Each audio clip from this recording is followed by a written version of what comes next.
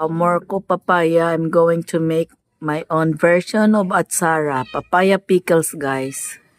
Hi everyone! I'm making my own version. Papaya pickles. This is fresh from my garden, guys. It's ready papaya. Making more.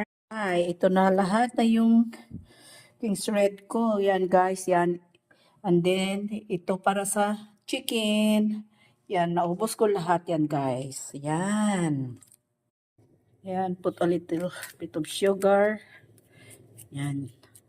Oh, I'll put a little bit of salt and mix my shredded papaya guys.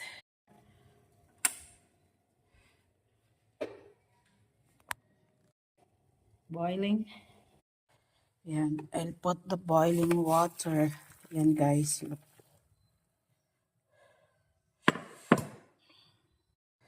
I'll put a bit of salt and then hot water.